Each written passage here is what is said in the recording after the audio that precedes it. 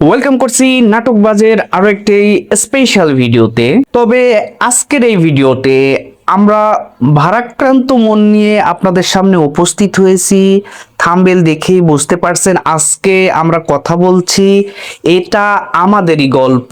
এই নাটকের 51 নম্বর পর্বটি কবে আসবে সেই বিষয়ে।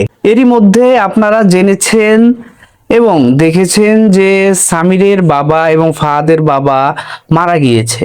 বিভিন্ন নাটকের গ্রুপগুলোতে আমি অনেককেই পোস্ট করতে দেখেছি, আলোচনা করতে দেখেছি এটা আমাদেরই গল্পে নাটকের 49 নাম্বার পর্বে ফাহাদের বাবার মৃত্যুতে সবাই কতটা শোকাহত।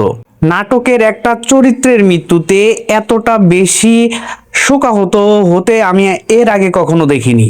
তো যারা যারা এরই মধ্যে 49 এবং 50 নাম্বার পর্বটি দেখে ফেলেছেন তাদের কাছে জানতে চাই আপনাদের মনের অবস্থাটা কেমন। পার্সোনালি আমি একজন নাটক পাগল দর্শক বলতে পারেন, আমার কাছে এতটা বেশি হৃদয়ে আঘাত লেগেছে।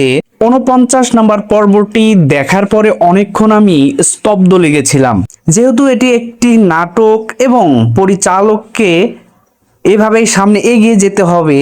সো এভাবেই গল্পটা এগিয়ে যাবে এবং 52 নাম্বার পর্ব অর্থাৎ মেগা এপিসোডের মধ্য দিয়ে এটা আমাদেরই গল্প এই নাটকটি শেষ হয়ে যাবে। তো আমরা যারা এটা আমাদেরই গল্প এই নাটকের প্রথম থেকে এখন পর্যন্ত ফুল জার্নিতে একসাথে ছিলাম, তাদের কাছে আজকের দিন পর্যন্ত যে সব স্মৃতি রয়েছে সবকিছু মিলিয়ে আমাদের মনটা অনেক বেশি ভারী।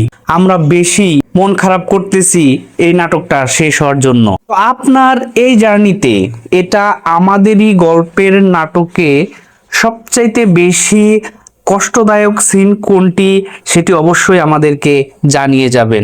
আর এই পরিস্থিতিটা তৈরির পিছনে আমি পার্সোনালি মনে করি এখানে ফাহাদ এর হাত রয়েছে। আপনার কি মনে হয় সেটি অবশ্যই কমেন্ট সেকশনে জানিয়ে যাবেন।